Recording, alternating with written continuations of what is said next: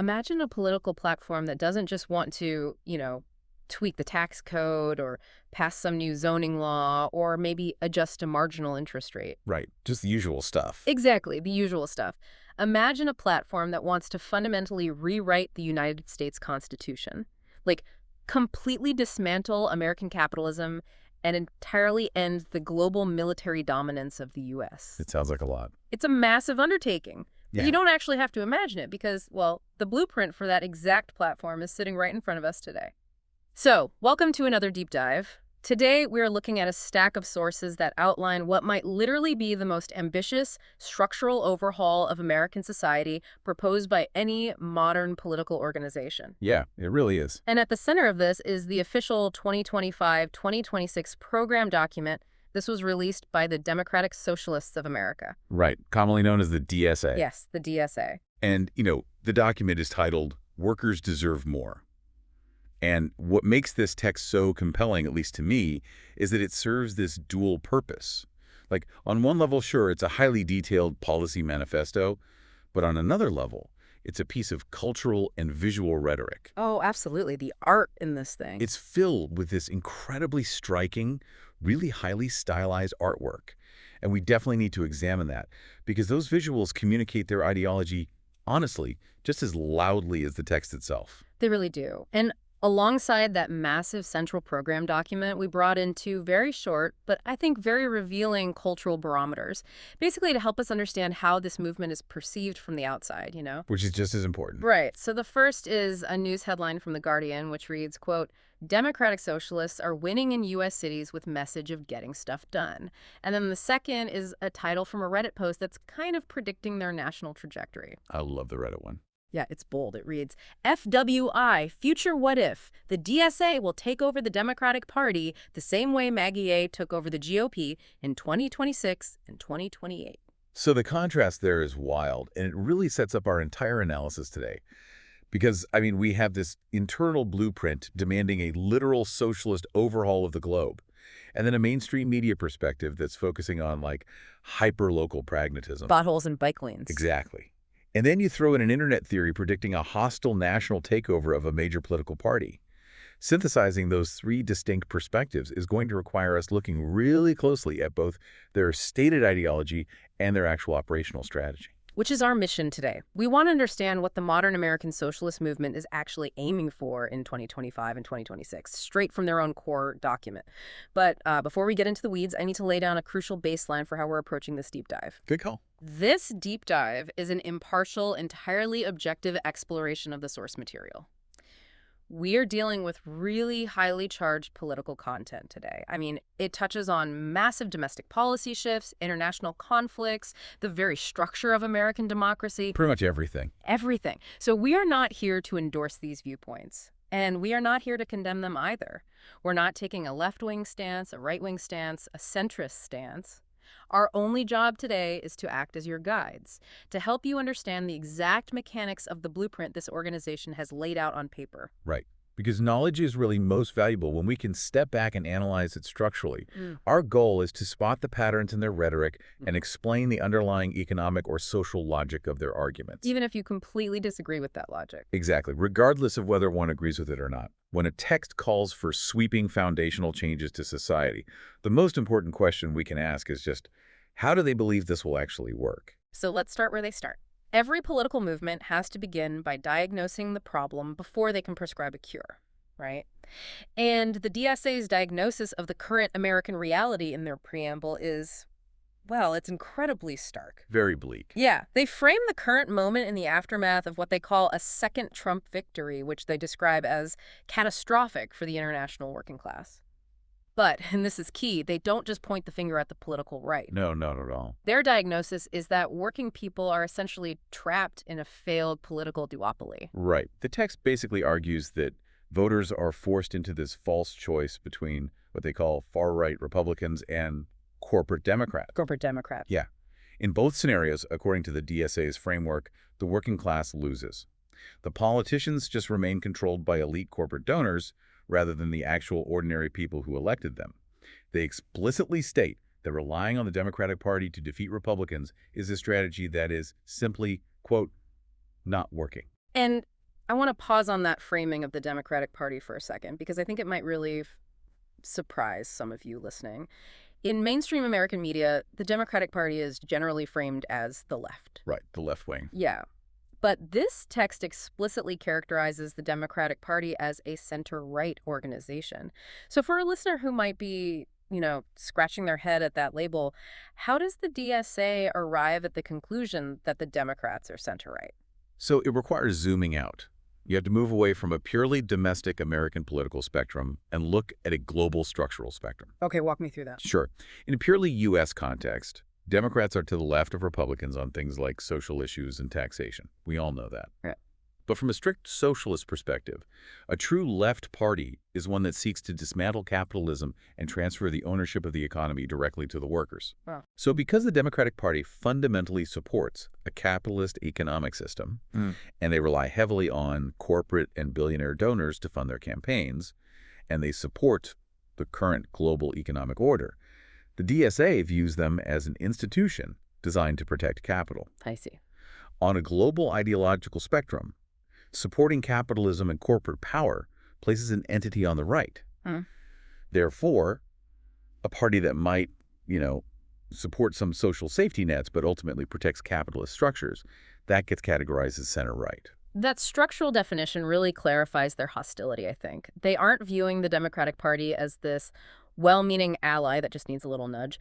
They view it as a structural impediment controlled by an elite donor class. It's basically as if American voters are constantly arguing over which brand of bottled water to buy, arguing over the blue label versus the red label. Right. And the DSA is standing there saying, you guys are missing the point. We need to rip out the entire plumbing system because the pipes themselves are poisoning us. That's a great analogy. And the poison in the pipes, at least in their literature, is capitalism itself. Plain and simple. Exactly. Right. The text connects the capitalist economic system directly to the most severe crises society faces. They argue capitalism is the root cause of systemic violence. It's the primary driver of unemployment. And they say it's the sole reason for a climate crisis that they describe as an existential threat to life on Earth. Wow. The central thesis of their whole diagnosis is that billionaires control access to the most basic human needs. We're talking housing, healthcare, education. Yeah. And they exploit that control specifically to extract profit from the working class. Which perfectly brings us to the visual language of the document, because it heavily reinforces this idea of a life-or-death struggle against the system. Oh, the visuals are fascinating. Right. This isn't one of those slick corporate-style political PDFs with, stock photos of smiling politicians standing in front of waving flags. Definitely not. The art style is gritty. It uses these heavy black inks, stark reds, and it genuinely looks like it was created using physical stencils and spray paint on a brick wall. The most prominent image early on is a fist gripping a rose, rendered in this really textured street art style. And that visual language is highly intentional. It's deeply historical, actually. Really? Tell me about the fists and the rose. So the fist holding the rose is a classic socialist symbol. It dates back over a century. The clenched fist represents labor, struggle and solidarity. Right, we've seen that a lot. But the rose represents beauty, life, and this philosophical idea that workers deserve more than just bare survival. They deserve art, they deserve leisure, and dignity. Red and roses. Exactly, Yeah. the old slogan. And by rendering it in that stencil spray paint style, they are deliberately evoking historical labor strikes, grassroots resistance, and a very DIY anti-establishment ethos. It visually separates their movement from the polished, heavily funded aesthetics of the major political parties. There is also this massive, detailed illustration that takes up an entire page, and it honestly feels like the thesis statement of the whole document to me. The wheel. Yes, the wheel. It's a black and white drum showing this giant rule, and in the center hub, in bold block letters, it says, "Workers deserve more." And then radiating out from that center are these thick spokes. If people are pushing it. Exactly. Diverse groups of people workers of all kinds are physically pushing these spokes to turn the massive wheel. That wheel illustration perfectly encapsulates their theory of change. Notice that the wheel doesn't have an engine. Right. There's no motor. It doesn't turn on its own. Yeah. It requires the collective physical exertion of the masses to move it forward. And if you look closely at the backgrounds between the spokes, Yeah, there's a lot of detail in there. there is. The illustration shows different scenes. There's a busy shipping port with large cranes, A crowded street protest with people holding signs, people working in agricultural and community settings. So it's covering everything. Right. The implication is that every single sector of the working world, logistics, agriculture, civic action, has to be united in this single effort. It frames their movement not as a polite policy debate happening in a closed committee room somewhere. It's an active, physical, and collective struggle for survival. Think about that for a second, especially if you are listening to this on your commute or maybe after a long shift. Think about that general feeling of political burnout that so many people experience. It's so common. That total exhaustion of feeling like no matter who wins an election, the day-to-day financial struggles of average people just don't actually change. The DSA is actively targeting that exact nerve. They absolutely are. They are diagnosing that exhaustion not as apathy, but as a completely rational, logical response to a system they believe is mathematically designed to exploit you. They're basically trying to validate that disillusionment and channel it into this specific ideological blueprint. The pivot they make is really important here. They are saying the system isn't broken. It is functioning exactly as it was designed to function. To generate wealth for a few. Yeah, to generate wealth for a few at the expense of the many. And therefore, you cannot reform it. You must replace it. So, if capitalism is the poison in the pipes, what does the new plumbing look like? Let's move into their specific domestic policy demands. They start by trying to totally redefine the very concept of a community, specifically regarding housing, health, and justice.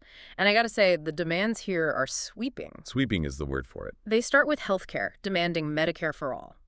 But the text specifies something crucial, and I want to highlight this. They say, universal healthcare with no premiums, copays, or deductibles. And that removal, the zero premiums, copays, and deductibles, that is the operational mechanism that separates this from simply, say, expanding the Affordable Care Act. Right. By removing all point-of-service costs, they're proposing the complete decommodification of healthcare. Decommodification. Let's make sure that concept is crystal clear for you listening, because that's a big academic word. That essentially means taking something that is currently bought and sold as a product, a commodity, and turning it into a public good, right? Correct. Under our current system, healthcare is a consumer product. Your access to it and the quality of it depends on your ability to pay. Whether directly or through insurance. Right. But by demanding zero copays or deductibles, the financial transaction is removed entirely from the medical interaction. So you get sick, you go to the doctor, you get treated, and your personal financial status never enters the equation. Exactly. It redefines healthcare. It goes from being a product you purchase to being a guaranteed human right provided by the society you live in. And they apply this exact same decommodification logic to housing, which is wild to think about. The document doesn't just ask for, more affordable housing units to be built. No, it goes way further. It calls for universal rent control and the guaranteed right to counsel for all tenants. And it demands massive public investment in building quality, multi-income social housing. And the mechanism of social housing is key here. Because in the American context, we often associate public housing with, well, underfunded, means-tested projects. Yeah, that are geographically isolated. Exactly. But the DSA is pulling from a more European model. Think of places like Vienna, Austria. Right, where social housing is everywhere. Yes. There, social housing is high-quality, publicly owned housing that is available to people across a wide variety of income brackets, not just the poorest citizens. The goal of universal rent control and social housing is to essentially break the power of private landlords and real estate developers. Removing the profit motive from shelter? Completely removing the profit motive from the basic human need for shelter. And then education gets the exact same treatment. The demand is college for all, which they define as making all public higher education entirely tuition-free, like with zero out-of-pocket costs for room and board, plus the total cancellation of all existing student loan debt. A clean slate. Yeah. Now, to understand why they are pushing so aggressively for free housing, free health, and free education all at once, we actually have to connect this back to how they view the American justice system. This is a huge connection. It is. The preamble spends a significant amount of time focusing on racially segregated communities. Right. The DSA argues that under capitalism, black and brown workers bear the brunt of what they term systemic cruelties. And they define that as poverty wages, workplace discrimination, and chronic unemployment. Okay. The theoretical argument they make is that this systemic deprivation actively pushes workers into illegal activity simply to survive. Because they have no other choice in this framework. Exactly. And the capitalist state, rather than investing in those communities to solve the root causes of poverty, prefers to heavily police and incarcerate those populations Why? to protect the property and wealth of the elite. So they view the criminal justice system, the police, and the prisons not as, flawed institutions trying to keep the peace. Yeah. They view them as active mechanisms of class warfare used to essentially manage the poverty that capitalism creates. That is the very foundation of their justice policy. Because they operate from that specific premise, their solution isn't just to mandate body cameras or add more social safety nets while keeping the current justice system intact. Right, they can't just reform it. Their solution requires fundamentally dismantling the punitive structures themselves. The text explicitly demands the abolition of mandatory minimum sentencing, the complete end of the cash bail system, and the demilitarization of all police departments. And the visuals in this section of the pamphlet are incredibly visceral. They really ground these abstract policies, like right next to the demand to end the war on drugs, where they state we must treat drug addiction entirely as a health issue, not a criminal one. There is this stark stencil drawing of a hand holding a lit joint. It is a highly unambiguous visual statement. Yeah, no subtlety there. None. By placing a lit joint in an official political document, they are visually removing the stigma of drug use. It places the consumption of cannabis, and by extension, the broader conversation around narcotics, firmly outside the realm of criminality. And puts it into the realm of personal liberty. Personal liberty and public health, exactly. And right next to that, under the bold heading, Fight Mass Incarceration, there is a deep red illustration of a pair of heavy iron shackles that have been violently snapped in half. The broken shackles really represent the sheer scale of the vision. If you synthesize all these demands together, we're talking free healthcare, guaranteed social housing, free college, ending cash bail, demilitarizing the police, ending the war on drugs. This isn't just a plea for criminal justice reform. It's way beyond reform. It is a demand to shift societal resources completely away from punitive justice. It requires a total reimagining of what a community actually owes its residents. Right. In the DSA's view, a true community does not police its way out of poverty. It provides housing, childcare, and healthcare as an absolute baseline. And by doing that, they believe they remove the economic desperation that drives crime in the first place. So, okay, if you are guaranteeing housing, healthcare, education, and totally dismantling the current justice system, you can't fund that with a traditional free market engine. It's just mathematically impossible. No, you definitely cannot. You have to fundamentally change how capital flows in the economy. So how does this document propose we actually rewire the macroeconomic engine of the United States to pay for all of this? So the economic rewiring they propose focuses heavily on three main levers: time, taxes, and power. Let's start with time. The most immediate day-to-day demand they make regarding the economy is the establishment of a 32-hour work week. Wow. But crucially, they specified this must come with no reduction in pay or benefits for the worker. Which is one of the most fascinating parts of the document to me, largely because of the illustration they chose to pair with it. The calendar. The calendar. It's this drawing of a tearaway desk calendar. The page currently showing is Monday, and written on that Monday page is a handwritten list. Community, work, rest, learn, play. I love the aesthetic of that. Yeah, and then you can see the edges of the upcoming days underneath. And those pages say things like read, grow, sing, dance. It completely reframes the concept of time. It does. And the commodification of time is actually one of the oldest and most central critiques of capitalism. It dates all the way back to the Industrial Revolution. Oh, really? Yeah. The argument is that under a capitalist wage system, an individual's time is essentially stolen. You are forced to sell the best, most energetic hours of your day to an employer just to survive. And you're left with what? Exactly. Leaving only exhaustion and recovery time for yourself. So this visual is basically arguing that socialism isn't just about getting a bigger paycheck or a better healthcare plan. It's about physically buying back the time to be human. Exactly that. It's about having the daylight hours to sing, to dance, to learn a new skill, or honestly just to rest without the constant anxiety of starvation. And the mechanical argument behind the 32-hour work week is actually rooted in productivity data. Over the last 50 years, worker productivity in the United States has skyrocketed. Mostly due to technology, right? Right, technology and automation. However, the wages and leisure time of the average worker have remained relatively stagnant. The massive financial gains from that increased productivity have gone almost entirely to corporate profits and executive compensation. So they're saying give it back. Yes. By demanding a 32-hour workweek with no loss in pay, the DSA is demanding that the dividends of modern productivity be returned directly to the workers in the form of time. I really want you listening to actually visualize this in your own life. Think about your own 40-hour or maybe, 50 or 60-hour work week.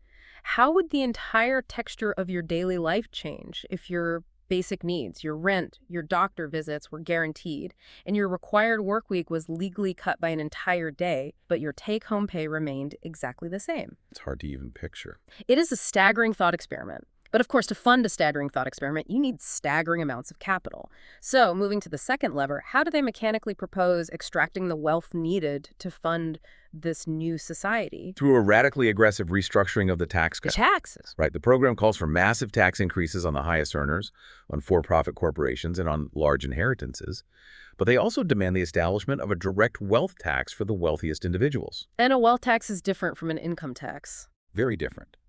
A wealth tax, unlike an income tax, doesn't just tax the money you make in a given year. It taxes the total accumulated assets you hold, your stocks, your real estate, your hoarded capital. Yeah, there is one very specific tax target in the document that caught my eye. They demand raising taxes on private colleges and universities. Yes. Why specifically target the endowments of private universities in a document about the working class? That felt so specific. It is specific, and it's because elite private universities occupy a very specific space in socialist economic theory. While they present themselves as purely educational and research institutions, places like Harvard, Yale, or Stanford hold endowments worth tens of billions of dollars. It's just tax-free. Exactly. Socialists often view these endowments essentially as massive tax-advantaged hedge funds that just hoard wealth. Oh, wow. Furthermore, these institutions are seen as gatekeepers. They perpetuate class divides by granting elite credentials to the children of the wealthy, all while enjoying nonprofit tax exemptions. So by targeting their endowments, the DSA is targeting an institution they believe is fundamental to reproducing wealth inequality generation after generation. Okay, so we have the reclamation of time, we have the extraction of wealth through taxes, and the third piece of this economic rewiring is power. Specifically what they call the Green New Deal. Right. Now, that phrase, Green New Deal, gets thrown around constantly in mainstream political debates. How does the DSA define it in the fine print of this specific 2025-2026 program? Well, the definition here is vastly more expansive than what you might hear on, a cable news panel discussing carbon credits or electric vehicle subsidies. Sure. The text is accompanied by these simple, pleasant sketches of a solar panel and a wind turbine.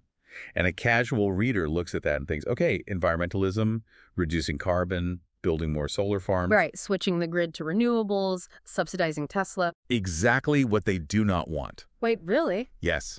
While they absolutely call for a massive public investment to transition away from fossil fuels, the text explicitly calls for public ownership over major transportation and energy infrastructure and natural resources. Okay, let's drill down into that. Public ownership. What does that mean in practice for a massive energy company or, say, a national railway system? It means the Green New Deal, in their framework, is not primarily an environmental policy. It is a mechanism for a massive transfer of economic power. Oh, I see. They do not want the government to simply give tax breaks to private energy corporations to build cleaner technology. They want the state, which they intend to be controlled by the working class, to seize ownership of those companies, the electrical grids, and the natural resources entirely. To just take them over. Yes, it is a mechanism to take the largest, most profitable, and most essential sectors of the economy out of the hands of private shareholders and place them under democratic public control. Okay, but wait, I have to push back here on behalf of the skeptical listener, because public ownership of massive industries historically has a very mixed track record, to put it mildly. That's certainly true. If you look at the bureaucratic stagnation in certain mid-century Soviet industries, or the inefficiency of British state-owned rail and coal in the 1970s before privatization, you see massive problems. Does the document actually explain how they avoid just replacing a greedy corporate monopoly with an inefficient, slow-moving government monopoly? Well, the text itself is a high-level program, so it doesn't provide, a 500-page operational manual on state capacity. But the broader democratic socialist theory addresses this critique heavily. Okay, what's their counter-argument? Their counterargument is that historical examples of state-owned stagnation, like the Soviet model, failed because they were authoritarian state capitalism, not democratic socialism. State capitalism. Right. The workers had no actual say in how the factories were run. They were dictated to by a central bureaucracy. The DSA advocates for democratic control, meaning the workers within the industry and the public rely on democratic voting mechanisms to manage the resources, Yeah. rather than a top-down autocracy. I mean, whether one believes that democratic management of a national energy grid is practically efficient is highly debatable. Highly debatable, yes. But that is their theoretical mechanism to avoid the pitfalls of 20th century state ownership. Exactly. So they aren't just changing the oil in the economic engine. They are ripping the engine out and replacing it with a completely different power source entirely. That's a good way to put it. But the United States does not exist in a vacuum. If you completely rewire the domestic economy, you inherently change how the country interacts with the rest of the globe. Let's look at their foreign policy demands. And if you thought their domestic policy was radical, their foreign policy is a complete, unequivocal dismantling of American global hegemony. The demands in this section are very, very direct. They demand an immediate and permanent ceasefire in Gaza, ending all military and economic aid, as well as all weapons sales, to Israel. Right. They demand the immediate lifting of all economic sanctions on countries like Cuba, Venezuela, and Iran. And they demand a massive reduction in the U.S. military budget, alongside closing the vast network of overseas American military bases. To understand the logic here, you really have to look at how they frame international relations. They demand respect for national sovereignty for the Palestinian people, and when discussing the lifting of sanctions, they explicitly demand an end to economic warfare against countries whose governments act independently of the United States. Independently of the United States. That phrase alone is a total rejection of the post-World War II consensus. Entirely. I mean, for decades, the mainstream consensus in Washington has been that America must act as the global policeman or the indispensable nation to maintain order. And the DSA fundamentally rejects that consensus. From a mainstream American perspective, maintaining global military bases and utilizing economic sanctions are seen as necessary tools. Tools to maintain geopolitical stability, protect international trade routes, or enforce human rights norms against hostile regimes. Right, that's the standard line. But from the DSA's perspective, these are tools of empire. They argue these tools are used to enforce capitalist dominance, protect the interests of multinational corporations, and brutally punish any sovereign nation that attempts to break away from the U.S.-led economic order. They want to completely replace American imperial foreign policy with a concept of global working-class solidarity. Just to ground this in reality for a second, when socialist literature talks about capitalist extraction from the global south, which I know is a foundational concept for their foreign policy, what is the actual mechanism they are describing? Can we get an ELI 5 and explain it like I'm 5 on extraction? Now, certainly. Extraction basically refers to the process where multinational corporations, usually headquartered in wealthy Western nations, utilize the cheap labor and raw materials found in developing nations. The global south? Right. They use them to manufacture goods. Right.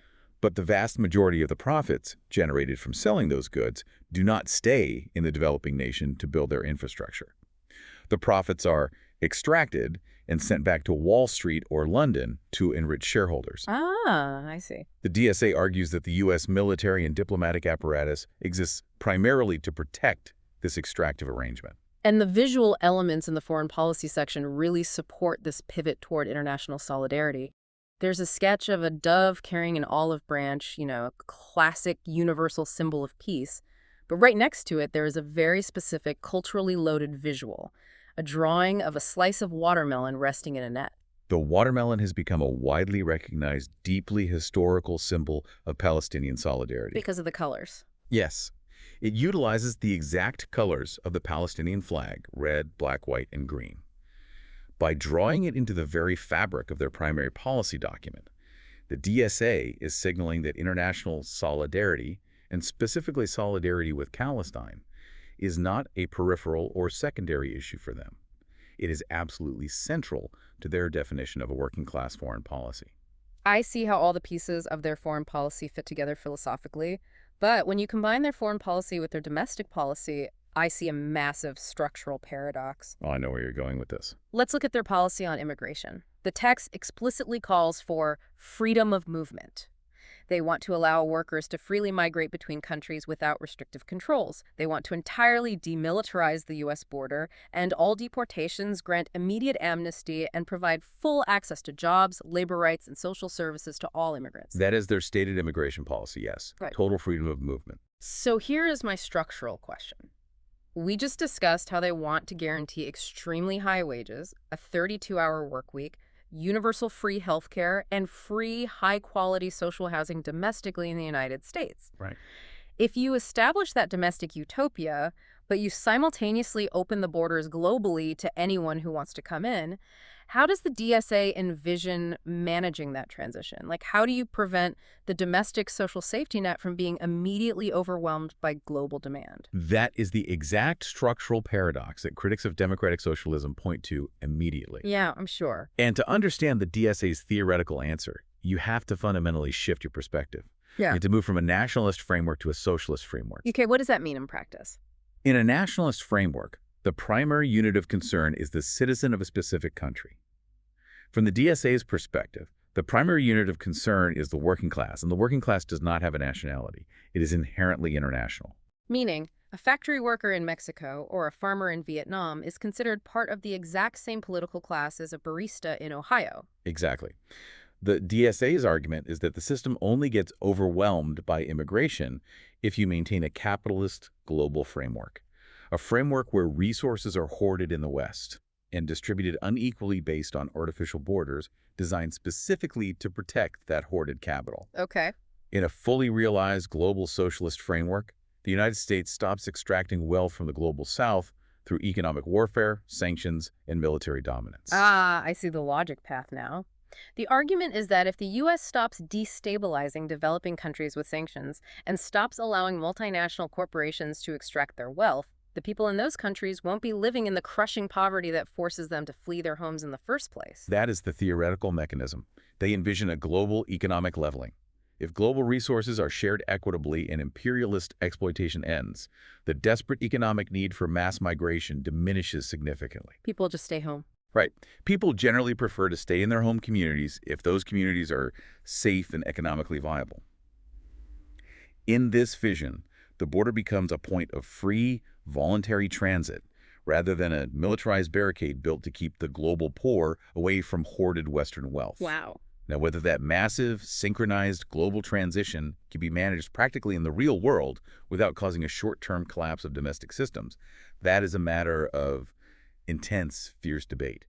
But philosophically, that is how their theory synthesizes those two seemingly contradictory demands. It requires a level of global simultaneous coordination that is honestly hard for the human brain to even fathom. It's massive. But, you know, to even attempt any of this, to implement universal health care, to seize the energy grid, to dismantle the military, they have to get into power. They have to pass laws.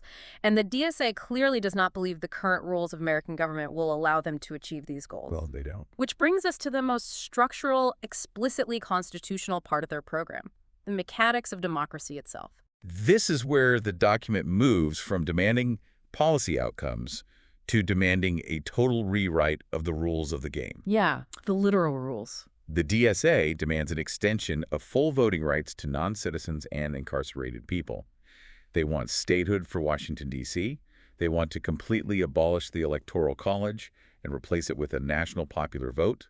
And they want to end the filibuster in the Senate. But there is one specific demand in this section that made me stop reading and just stare at the page for a minute. The Supreme Court. Yes. Under their democratic demands, they call to reduce the power of the Supreme Court. Specifically, they want to strip the court of its power of judicial review, which the document claims the court uses to effectively create and abolish laws outside the legislative process. Right. And if we connect this to the broader goals of the document, this is a direct, unambiguous assault on the current U.S. Constitution. And they aren't hiding their intentions. In the preamble, they explicitly state their ultimate goal is the drafting of a new democratic constitution. A completely new one. Yes. They view the current constitutional framework, particularly institutions like the Senate, the Electoral College, and the Supreme Court, as anti-democratic bulwarks. They argue these institutions were designed centuries ago by wealthy white landowners specifically to protect capital and property from the will of the working class majority. Let's focus on the mechanics of stripping the Supreme Court of judicial review for a second. Yeah. Because judicial review is the power of the court to look at a law passed by Congress and say, no, this violates the Constitution, it is invalid. If you remove that power, you fundamentally alter the balance of power in the American government. Oh, it would completely end the American system of checks and balances as it was originally conceived. It's huge. It is. In the DSA's view, if a working-class majority votes for a policy, say a massive wealth tax or the seizure of a private industry, 9 unelected judges who serve lifetime appointments should not have the institutional power to veto the will of the people. They just shouldn't be able to do it. Right. They view judicial review as an inherently conservative, anti-democratic mechanism used to strike down progressive legislation. And they also have a very specific vision for what they want the legislative branch to look like. Under the heading, A Representative Congress, there is an illustration of a multicolored semicircle seating arrangement made up of individual little squares. That visual is a massive clue to their structural goals. It looks exactly like the seating charts you see for European parliaments, like the Bundestag in Germany. Yes, it really does. It visually reinforces the text's explicit demand to completely replace the American two-party system with a multi-party democracy through proportional representation elections. Right. So, for a listener who only knows the American system of voting, can you explain the mechanical difference between what we have now and proportional representation? Sure. So in the current American system, we use what is called first-past-the-post voting in single-member districts. If a candidate wins 51% of the vote in a district, they get 100% of the power for that seat. Winner takes all. Winner takes all. The other 49% of voters get zero representation. And this system, mathematically, inevitably, trends toward a two-party monopoly. Because voting for a third party acts as a spoiler effect, usually just helping the candidate you like the least. Right, the classic, don't waste your vote on a third-party argument. We hear it every election. Exactly. Proportional representation changes the math entirely.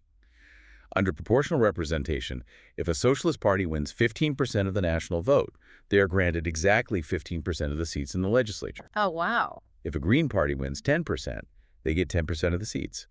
It breaks the two-party monopoly overnight because third parties are no longer spoilers. They're guaranteed a seat at the table proportional to their actual support in the population. That makes total sense. The DSA doesn't just want to win control of the current House of Representatives. They want to change the mathematical formula of how seats are allocated so they can exist as a viable, independent third party. To use a metaphor, they don't just want to win the game of Monopoly by buying up the best properties on the board. They are arguing that the rules of Monopoly are fundamentally rigged, the banker is corrupt, and they want to flip the board over completely and invent an entirely new game where the objective isn't bankrupting the other players. And that is exactly the scale of their ambition. Okay, so they want to flip the board over. But here is the multi-million-dollar question. How on earth do they plan to actually do it? Strategy. Right. How does a relatively small political organization plan to rewrite the U.S. Constitution, dismantle global capitalism, and end the American military empire? This brings us to the operational strategy. And this is where we bring in our 2 short external sources because they highlight the massive friction between how the DSA operates in reality and what they demand on paper. And that friction, the friction between their revolutionary theory and their day-to-day political practice, is the most defining characteristic of the modern DSA. Let's look at our first external source, the Guardian headline. Democratic Socialists are winning in U.S. cities with message of getting stuff done. Getting stuff done. I mean, that phrasing sounds so incredibly pragmatic. It sounds like a movement focused on fixing potholes, making sure the municipal trash is collected on time, maybe passing a local zoning ordinance for bike lanes. It does not sound like a movement preparing to seize the means of production. Not at all. And that highlights the fascinating duality of the organization. At the local level, when DSA candidates run for city councils, school boards, and state legislatures, they often run on very tangible, immediately popular issues. Like rent. Right, they campaign on protecting local renters from eviction, increasing the municipal minimum wage, or improving public transit funding. They present themselves to voters as the ultimate pragmatists who are willing to fight for the little guy against corrupt, entrenched local political machines. But then you have our second external source, this Reddit post predicting the future of national politics. FWI. The DSA will take over the Democratic Party the same way Maggie A took over the GOP in 2026 and 2028. This implies a totally different strategy. A completely different strategy. It implies a hostile, top-down national takeover of an existing party structure, basically using primary elections to replace moderate Democrats with socialists. It's a very common theory in online political discourse, drawing a direct parallel to how populist movements have operated on the right. But if we look closely at the DSA's actual program text, it contradicts both the idea of just being local pothole pragmatists and the idea of taking over the Democratic Party. Right, we mentioned this earlier. The text explicitly says relying on the Democrats to defeat Republicans isn't working, and then they state their actual goal. An independent political party rooted in the working class majority is necessary. So while internet theorists predict they will simply become the new establishment wing of the Democratic Party, the DSA's own internal program explicitly states their strategy is to eventually break away entirely and form a separate, independent workers' party. I have to admit, as someone analyzing this from the outside, I just struggle to see how these logistics align. It's tricky. Right. Can a movement realistically build long-term momentum by fixing potholes and helping unionize a corner coffee shop while simultaneously holding a core national platform that plans to strip the Supreme Court of its power and dismantle the military-industrial complex? It feels like two completely different organizations operating under one name. It can absolutely appear disjointed from a traditional electoral perspective, I grant you that. But the DSA views these actions as part of a cohesive, long-term, grassroots strategy called base building. Base building. Yes. The text outlines their methods, and notably, they emphasize that they aren't just running for office. Yeah. A massive portion of their strategy is extra-electoral. Meaning outside of elections. Exactly. They emphasize organizing workers into labor unions, actively supporting and joining picket lines during strikes, organizing tenant unions and apartment buildings to fight landlords, and mobilizing young people on college campuses. The document specifically highlights the student protests organized by their youth wing, the YDSA, as a core part of their strategy. So the local stuff, the rent control fights, the local union drives, isn't just about the immediate legislative win. It's about demonstrating proof of concept to build a loyal base. That is the mechanical strategy. If they can show a group of workers that socialist organizing can actually win them a better contract at a local factory, or that a socialist city council member can physically stop an eviction in their neighborhood, they build immense trust. They prove they have power. Yes, the long-term strategy is to build that working-class base, block by block, union by union, city by city.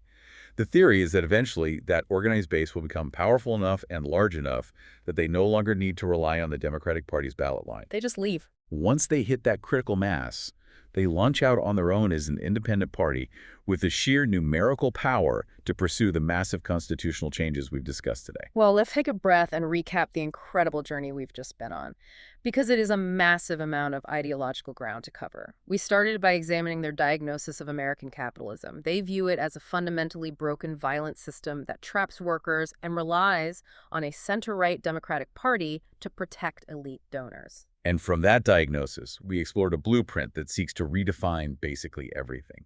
We saw a domestic agenda demanding the total decommodification of basic needs, universal health care with no copays, social housing, and the complete dismantling of the punitive justice system in favor of a social safety net.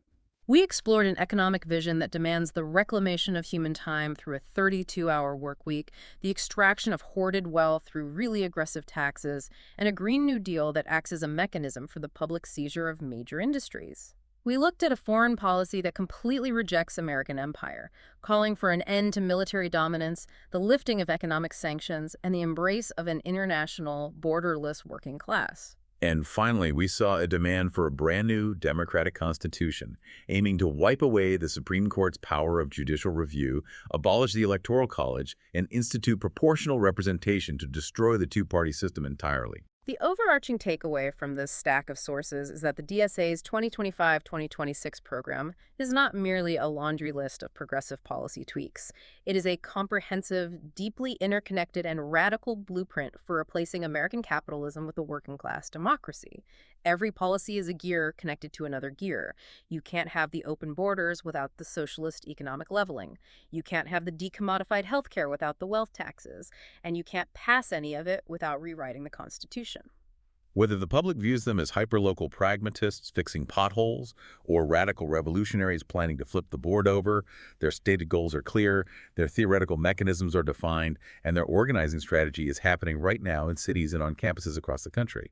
It is a movement that demands to be understood on its own terms, because its ambitions are nothing short of historical. Which brings us to the end of our deep dive today. But before we go, I want to leave you, the listener, with a final lingering question to ponder on your own.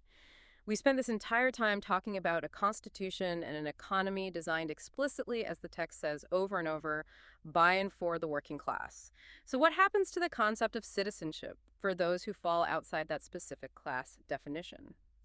If a nation's foundational laws are rewritten to exclusively empower one specific class, does that constitution inherently exclude those who don't fit the mold, be they small business owners, independent contractors, or political dissenters? Or does a class-first constitution force us to completely redefine what it means to be an American entirely?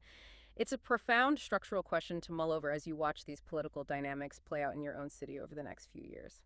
Thank you for joining us on this deep dive. Keep questioning the world around you. Keep looking closely at the source material, and we will catch you next time.